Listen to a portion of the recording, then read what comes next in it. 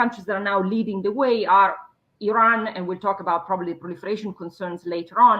But Iran has a very thriving and very solid civilian nuclear power program with this 40 megawatts heavy water reactor. But he also has enrichment capabilities, a research facility, uranium mining. So it's a very complex, full-scale cycle.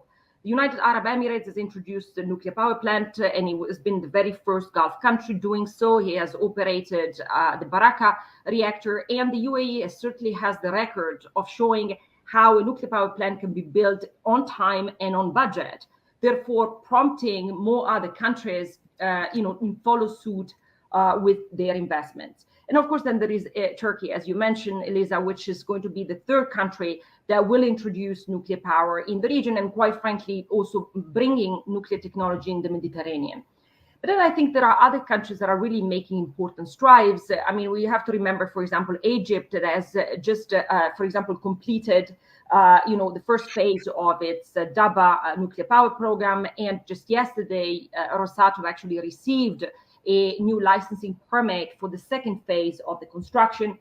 You also have some other developments that are quite important. For example, Saudi Arabia, in February, DG Grossi, the International Atomic Energy Agency Director General, went to Saudi and very explicitly said that the IAEA now has a thriving technical cooperation for the development of a Saudi nuclear program. And you have very, very recently Morocco signing an agreement with Russia for a potential exploration of nuclear technology, and Jordan now considering, for example, embracing small nuclear reactors. So there is a perception that nuclear energy may be one step down the road towards nuclear weapons, but there are lots of things that we can do to try to stop that pathway, and explicit non-proliferation commitments, as well as cooperation with international institutions, can really help that. And the growing price of oil, as you know, on the global market has been put on further strain on Pakistan's economy, making it more open to outside influences. And Pakistan's issues have gotten worse, like similar to other countries in the region, through this protracted conflict now between Russia and Ukraine, and the continuous, sanctions against Iran. Currently, Pakistan has 6 operational reactors. One is planned, and about 7% of Pakistan's electricity comes from nuclear power. When we look at China, there are 42 planned reactors, 22 under construction, and 54 operational reactors. And China is perhaps the biggest in the market, making rapid progress with construction of new nuclear power reactors. With respect to India, there are 8 reactors under construction, 12 are planned, and 22 are operational. Pakistan has 6 operational reactors and 1 planned. So in the light of Pakistan-Turkish strategic relations, which are defense-oriented in nature, there has been a lot of, disinformation going on and making rounds whenever there is a defense delegation that goes for military-to-military ties. And much of this disinformation in the media comes from India. You can just check up the sources. And there is always an insinuation that Pakistan must be providing nuclear technology or nuclear blueprint to Turkey. When, on the surface of it, there is no such talks that are being held between the two countries. But it is not to say, as an academic, I'd like to speculate that given Pakistan's experience in running nuclear reactors with a great nuclear safety record, Pakistan should, in all sense and purposes, offer help to countries like Turkey that want to embark on this. But for now, no bilateral conversation in this realm is happening.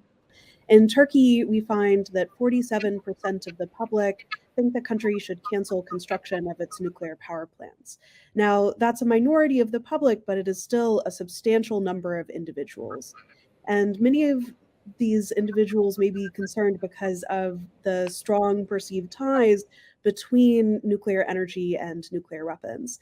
As Rabia mentioned, there's lots of information and concerns about these issues, and repeated studies have shown that people make the association between nuclear power and nuclear weapons, even though there's quite a long chain of developments that has to happen from one to the other.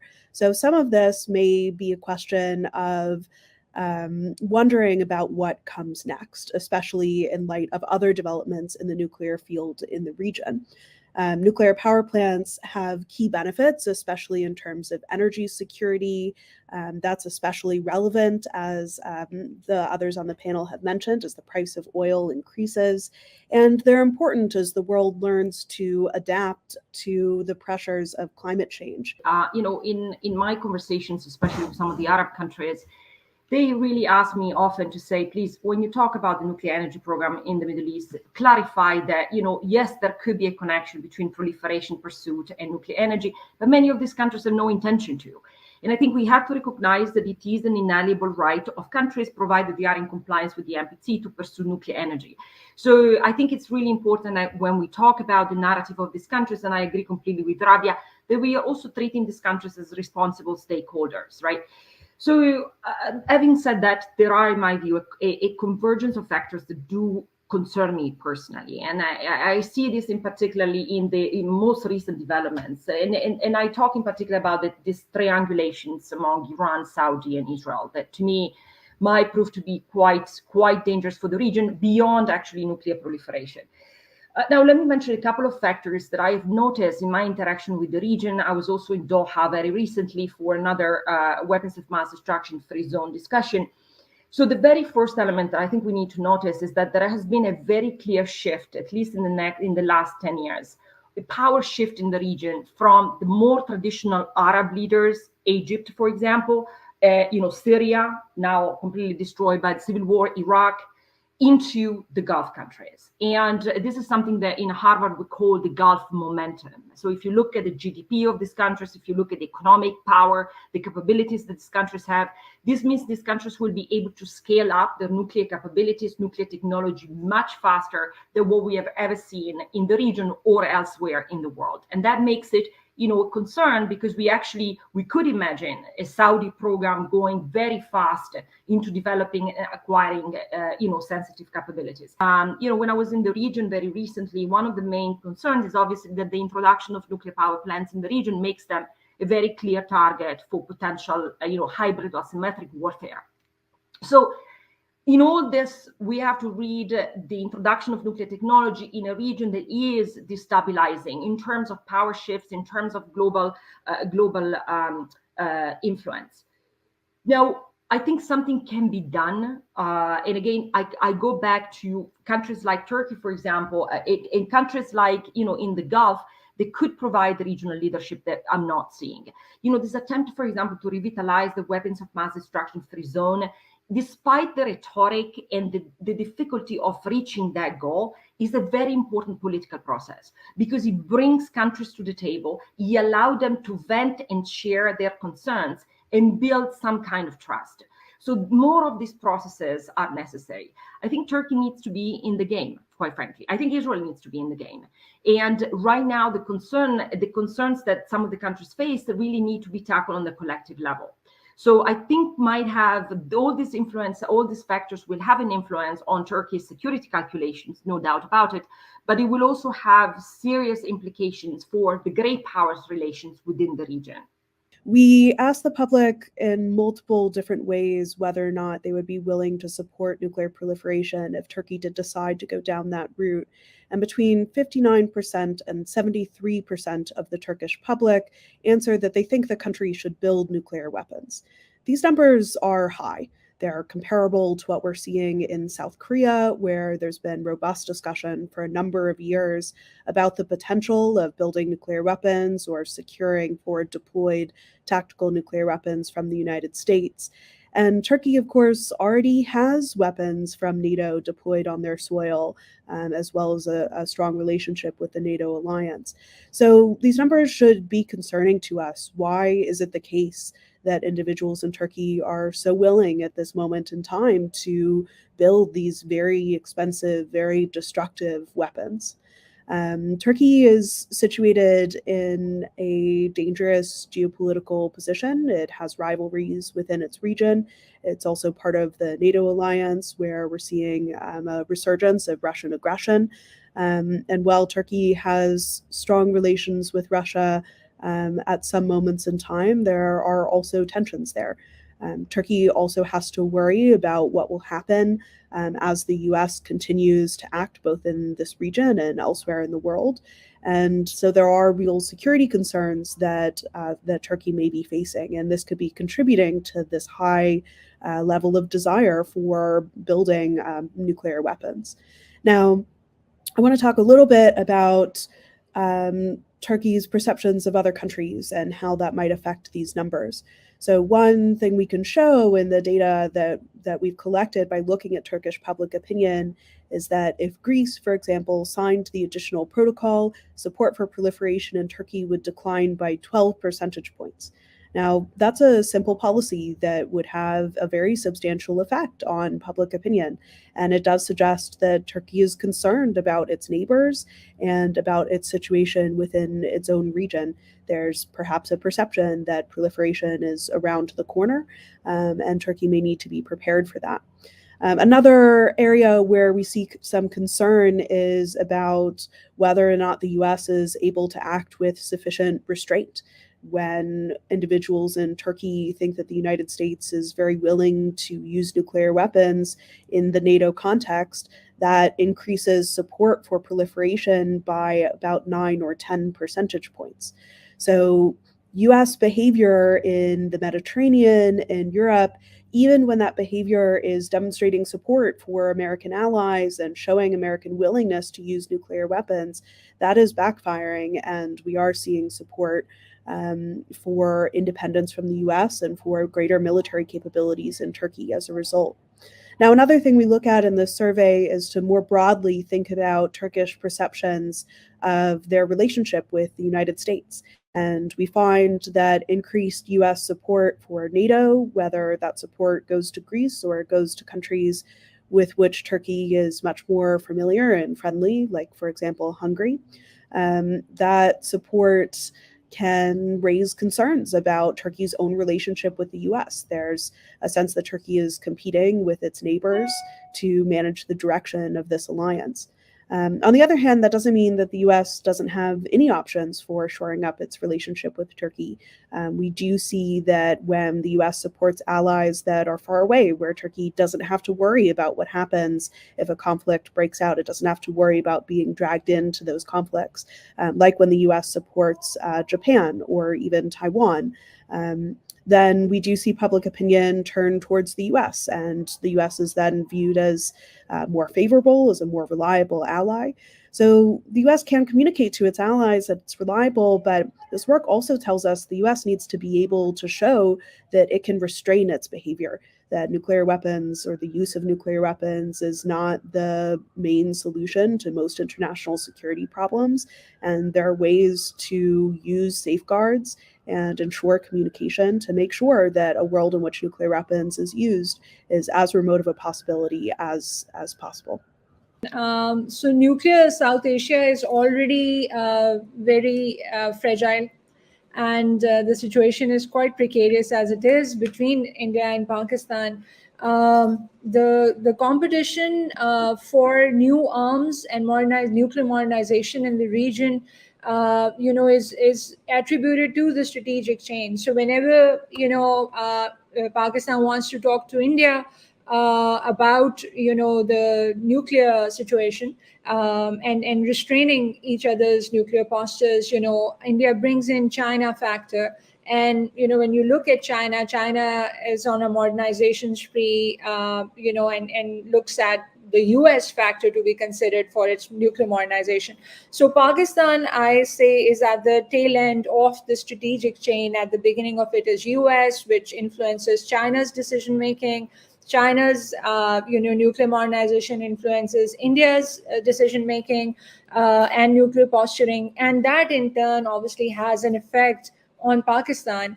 So Pakistan being at tail end doesn't really have much of the momentum to give to strategic change, but absorbs all the shocks that come from top to bottom. With respect to the rivalry, so the latest crisis was obviously happened in Pulwama Balakot crisis in 2019. And, the thing is that whether both countries have learned the same lessons or not, The situation in Pulwama Balakot was pretty serious. We almost reached to the second round of escalation, but then, crisis termination, and I've written about it, rested squarely with Pakistan as to how it reciprocated and the proportionality of its response and the release of the Indian pilot, all of that, and the decision making that was done during crisis by the leadership of that time. I think all of that contributed to not taking the crisis to the second level of escalation. But that cannot be true for a future crisis to come. So what lessons both India and Pakistan draw is incredibly important. For a country like Turkey, President Erdogan in UNGA speeches have been making a special mention of Kashmir. He has, raised this issue with both India and Pakistan, saying that, you should resort to UNSC resolutions and find a solution for this Kashmir conflict. But to be really honest, while Pakistan has approached and has been approached by various countries and has always welcomed the third party mediation in the Kashmir crisis, it has been India's principal stance that it is a bilateral issue and they just lock out every other third party to negotiate. So while Turkey is doing a great balancing act between Russia and Ukraine and is managing its alliances, I really doubt that it has a very strong role to play between the India-Pakistan crisis. So what Pakistan is grateful for is President Erdogan making the statement and raising the issue and keeping the issue alive and pushing both countries to seek resolutions. The strategic stability in the region is very, very fragile because there are still pockets where crisis can erupt, and any crisis has the potential of leading to war, which can be raised to the nuclear threat levels. So that's how I see the situation. What happens in the case of a nuclear accident, which is a transnational, event in and of itself. But let me also mention that I think there are other things that we need to do, and we need to do seriously. I wrote very recently about a new generation of negative security assurances. For me, there is no longer the case. We cannot continue with this platitude of promises and vague statements that we make to non-nuclear weapon states, that we will not attack them, that this is no longer, viable. What the Ukraine war has shown, in my view, is not necessarily that we don't know how to do nuclear deterrence, is that we don't know how to protect non-nuclear weapon states from nuclear blackmailing and nuclear coercion.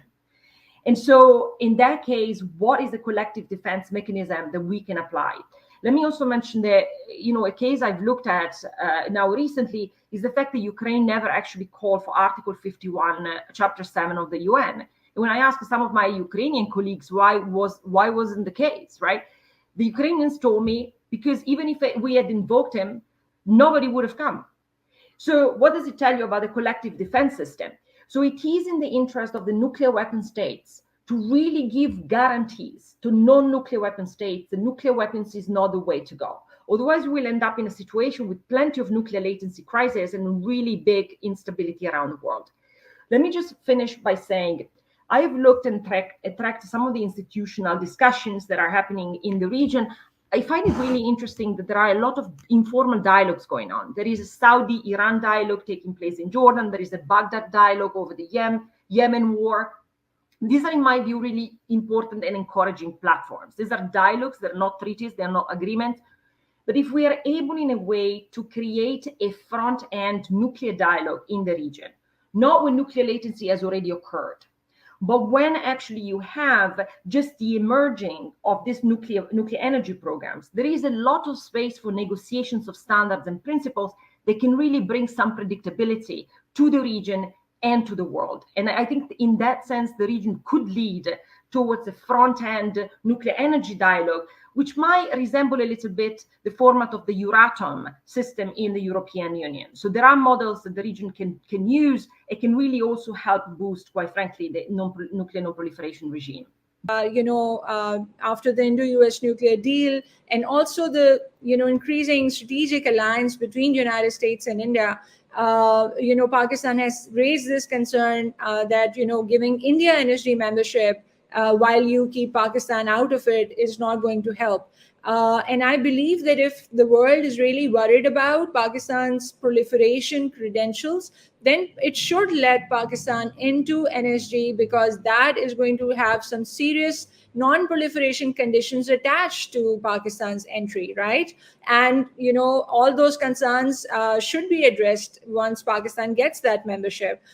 In that respect, Pakistan's two allies, China and Turkey, in the NSG have really been supportive of Pakistan's cause, but on two different angles, which is really fascinating, because China, on the one hand, has been blocking India's entry into NSG by saying that there should be a criteria-based entry into NSG. So develop that one criteria, and then judge both India and Pakistan on it and let them enter the NSG. So you should not admit India. If India meets that criteria, then judge Pakistan on that criteria as well. Whereas Turkey, which I was pleasantly surprised, has been supporting Pakistan's non-proliferation credentials, and has been saying that Pakistan and India should be given simultaneous entry into NSG, and does not talk about a criteria-based membership. And actually makes the case for Pakistan that NSG, given Pakistan's extensive, contribution and experience in the area of, nuclear safety and operating nuclear reactors for so long, Pakistan's membership in the NSG will actually contribute to global non-proliferation objectives. And Pakistan is obviously, as a state, really grateful to both China and Turkey for supporting its entrance into NSG if that ever happens. So overall, I believe that if non-proliferation is truly your objective, the world's objective, then I think both India and Pakistan should be given simultaneous entry into NSG, and not one just because the leadership of NSG has a strategic alliance with one country and wants to prop it up and give it favors. So that will be discriminatory. So that's how I look at both Turkish and Chinese support for Pakistan's NSG membership.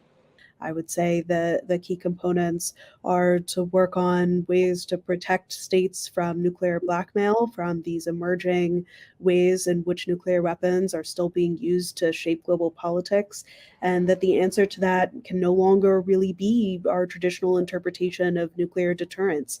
It's now a question of finding conventional solutions to nuclear problems, of strengthening alliances in many different ways, and of taking things like security assurances and making sure that they incorporate consultations, that they involve multiple stakeholders, that they create crisis negotiation mechanisms, and are adaptive to the threats that we really see today.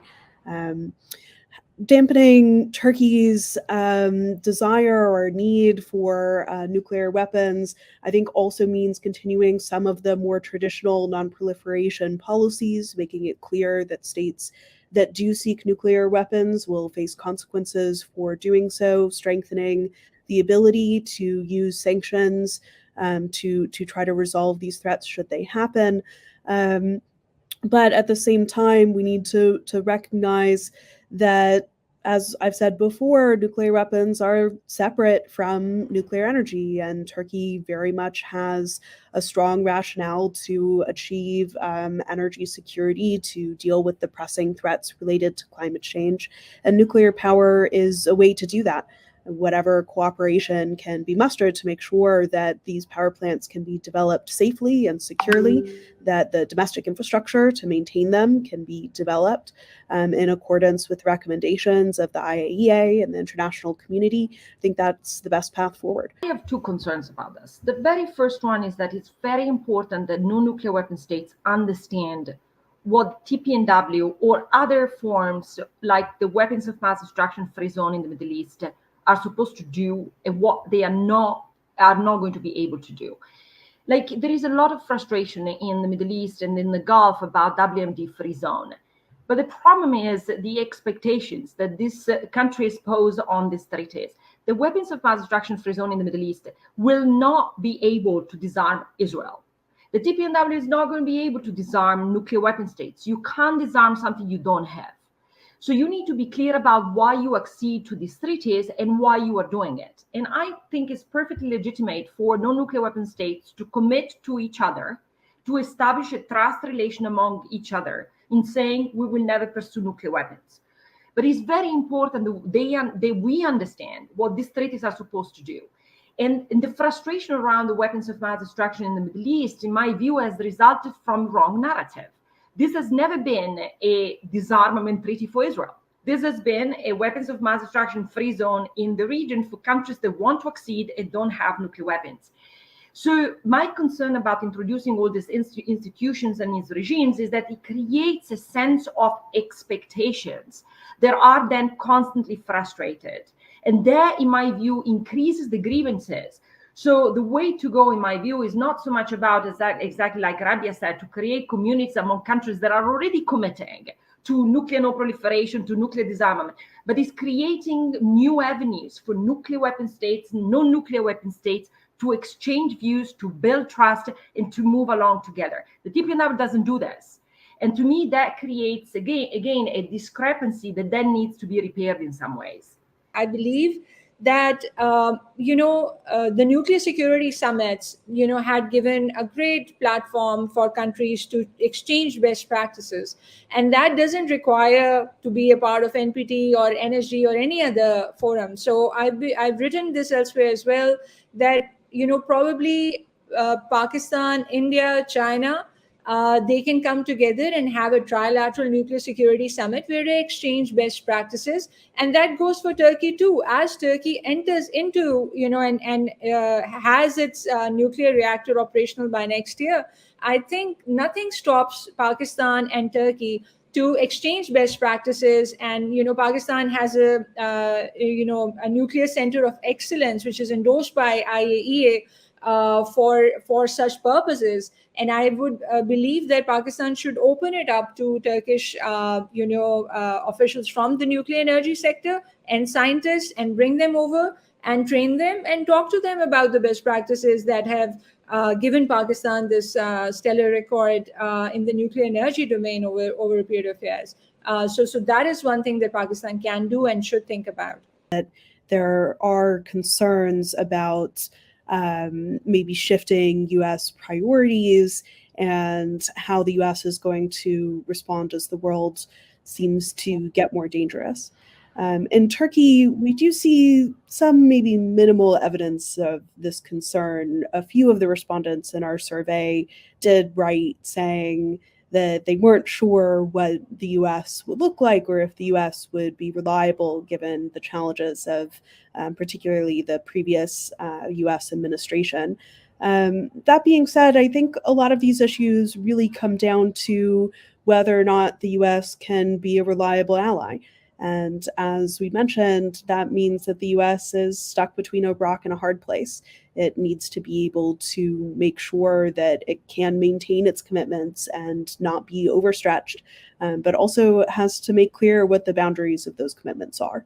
I want to give a shout out to a project that we're doing with BASIC on nuclear responsibilities. And I think this is the first time.